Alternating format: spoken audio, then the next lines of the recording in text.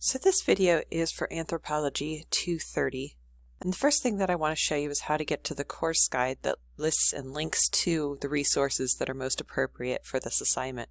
So if you go to the library homepage and click on Subject Guides, you can click on Anthropology, and then click on Course Guides, and at the time of making this video, this is the only one for the spring. So if I click on this, you will find the course guide, and you will see that there are resources linked for finding information about your country over here on the far left. In the middle there's Anthropology and then some other resources. So let's start with the country resources. You'll need some background information on your country, and these are some good resources to do that.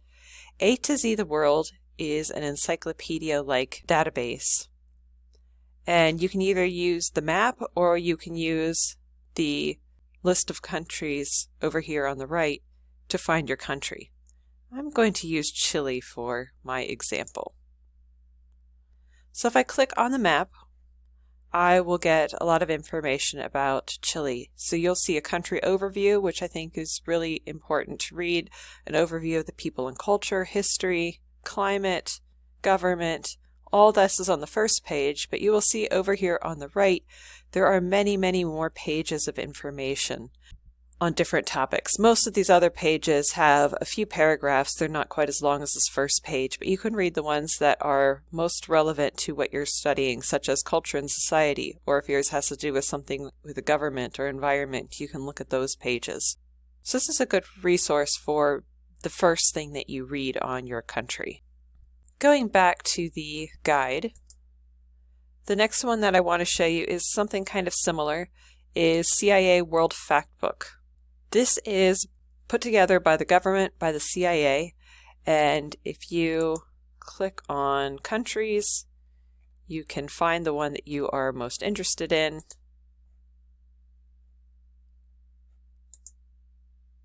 So if I look up Chile,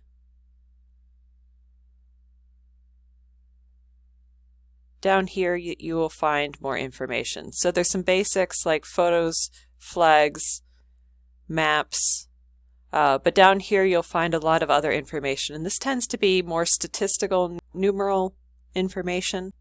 So if you want to know how many, what the geographic coordinates are, what the area is, how it relates in size to the United States, that's the kind of information that you will find in here.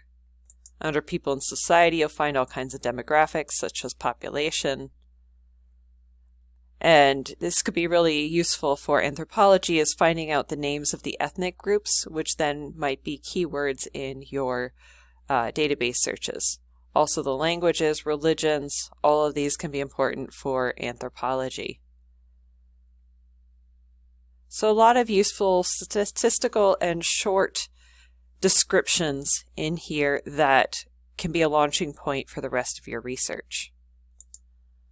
Taking a step back in the guide, there's also Creator Reference. This is an entirely online reference resource, and so you can look up your country and do a search, and for most of you the first thing that shows up will be an article on your country. So this is from the Columbia Encyclopedia.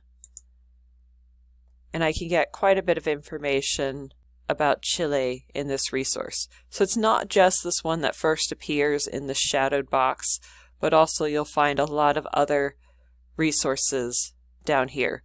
Notice that for each one it'll tell you what encyclopedia or what book it came out of. So this one's the Guide to Theater. So in my case, this one is probably not going to be all that relevant, but the International Encyclopedia of Environmental Politics, this one might be. And you can see that it will tell you how many words are in each one. So before you even click on the article, you can get an idea of how long it is. There's a wide variety of lengths in here. You may find articles that are only 150 words, which is a short paragraph, all the way up to maybe 5,000 or 6,000 words. Nothing is terribly long because these are all reference books, so these tend to be encyclopedias, as you can see from the titles of the books here, but some encyclopedias have longer articles than others. Again, back to our guide. The last resource that I recommend for finding information on your country is Snowden's Super Search. This is a mega database that combines most of our electronic resources all into one place.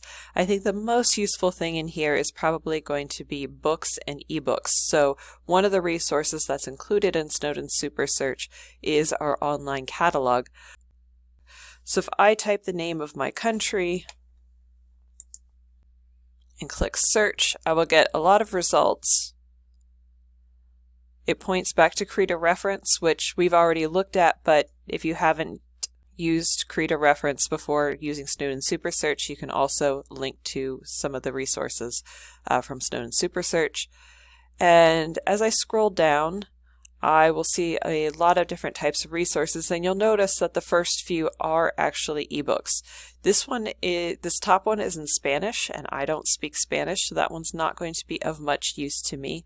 But the second one is a book about Chile. It looks like it has a pretty wide scope, and so I could click on this book and get it. And it's from 2014, so it's not terribly old. It does look like it may focus on business and economics, but that's okay. I can look at the chapters that are relevant to me and go from there.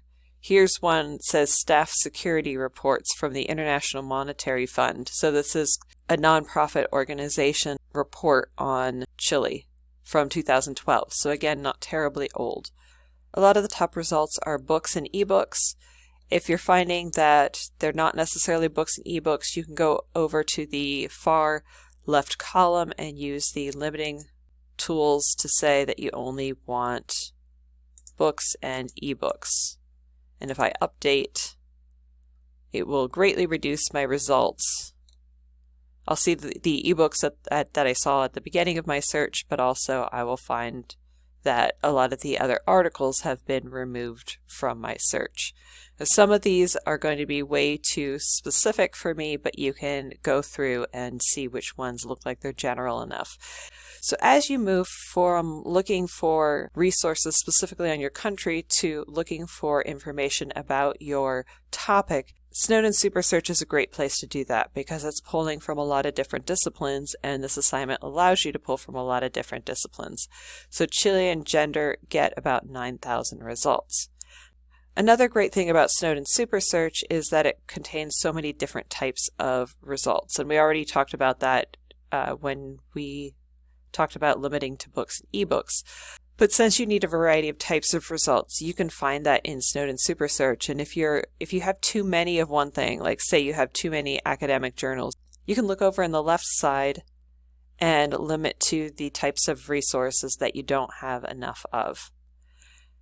So you can use the limiter to limit to English. However, realize that you may be getting rid of some things that are in English, but when the original database that contains that resource moved over into Snowden Super Search, if that tag that said it was in English didn't come along, then it will be eliminated. However, out of the 9,000 results, 6,000 of these were in English, so I still have plenty to work from. So that may be a useful limiter to you. I recommend against using the limiter of full text because you're going to eliminate things that we have in print, that we have in other databases that may not show up in full text here, and anything that you could get through interlibrary loan. And remember that interlibrary loan is very fast. So that cuts my results in about half, whereas there are very few of those 6,000 sources that I wouldn't be able to get within a few days. So if I undo that, if I click on this Lycoming availability link, this is a perfect example in that the full text is in Springer Nature. If I click on this, the article will pop right up. If we don't have it, when you click on the Lycoming availability link, you'll see a link that says request this item, and if you click on that, it will take you into the interlibrary loan form. If you've never used interlibrary loan before, when you log in with your Lycoming username, not your full email address, just your username, and your regular Lycoming password, it will ask you to register the first time. And the one trick is that once you've registered, it will take you to the main menu. Just close that page and click on the request this item link again, and then it will fill out the form for you. You just click submit request and it will be on its way.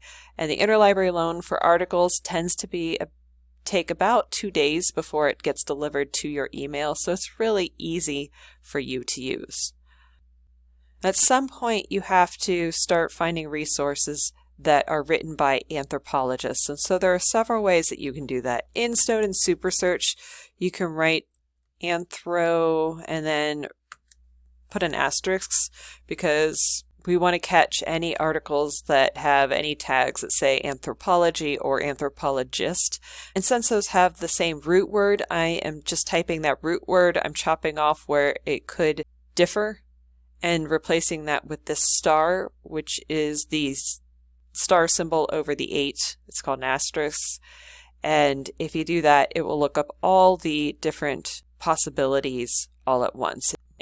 So if I click on search, I go from 6,000 down to 417, and I can start to look through and see if any of these are relevant to my topic, if they are in English, and if they have anything to do with anthropology. And they may or may not, but this is one way that you can do that.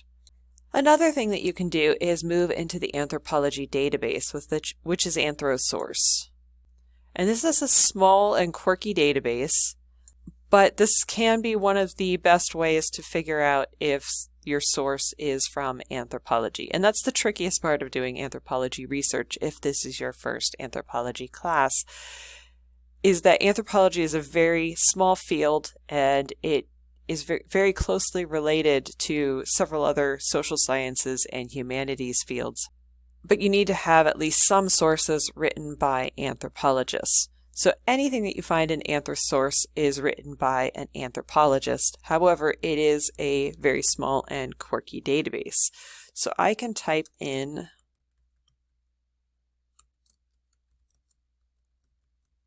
I'm just going to do a search for now, a very simple one of Chile and women. And I get still 1,400 results, so that's quite a lot. And I can start to look through and see if any of these look like they might be relevant to my topic of gender equality in Chile. Now, some of these are going to be book reviews. I'm not even looking here at how relevant these are. But some are book reviews and some are full academic articles. The book reviews themselves are not going to be of use to you. You can't cite the book review as if it was an information source. However, if you find one and the book sounds highly relevant, you can go and request it through interlibrary loan. If you want to do that, you can use either the Easy Borrow system, and since you already know the title, go to the Easy Borrow link and look for that title. Or you can look for the title in the database WorldCat and ask for it through interlibrary loan. So I played around with this and clicked on several of them, and I kept coming up with book reviews. But I finally found one that I see is 20 pages long. And so this is an information source that you could use for your topic. I've not done a whole lot of evaluation on this to see if it's really on my topic. But it gives you an idea of how to use this database. Now, once you find a really good resource, you can do what we sometimes call treeing forward and backward. From any good resource, as you're reading through it, any of the parts that are particularly of interest to you, pay attention to what resources they cite, and then you can go down to the bottom and look at the bibliography and go get those sources. You can also copy the title of this article and put it into Google Scholar and see who has cited this article since this one was written. And since this one's about 10 years old, other people have had time to cite it. So if you find an article that's really on your topic, one way to find more is to use Google Scholar to find newer ones, or use its bibliography to find older ones and see if any of those are also on your topic. Now, if you find something in the bibliography, or if you want to look up the 2 recommended journals that Dr. Adams has recommended, which were Latin American Research Review or Journal of Latin American and Caribbean Anthropology, you can take the title of the journal. You can go to a resource called Full Text Finder, and you can put in the journal title into the search box and click on search. This is a resource that tells you what we have full text access to at the Snowden library. So there are other databases that may index the journal and give you abstracts and titles, but not necessarily the full text. This is specifically for where you can find the full text. So Latin American Research Review we have in a number of places, and you will see the dates for each resource are different. So Academic Search Premier has it back to 1991 up to the present. We also have it in JSTOR from 1965 up to 4 years ago. So you can look up any particular journal, see if we have full text access to it, and go into those databases and do a search for a particular topic or country in order to see what we have in full text. One more resource that I think might be relevant related to peer review is Ulrich's Web. You need to have a certain number of peer-reviewed resources. Books are not peer-reviewed the same way articles are, so this database is specifically to find out if a particular article that you have found. So let's take the Latin American Research Review again, and I will put that title in here. I will click on this search, and once it fully loads, I see that the Latin American Research Review is the first 2 entries. The reason there are 2 entries with the same title is that the first one is the electronic version and the second one is the print version. And you will notice that next to both of them, there is this small black and white striped jersey, like the kind of shirt a referee would wear in football or soccer. The reason that they use this symbol is the term refereed journal means the same as peer-reviewed journal. So if you are in a database that doesn't indicate if a journal article has been peer-reviewed, you can look up the journal title.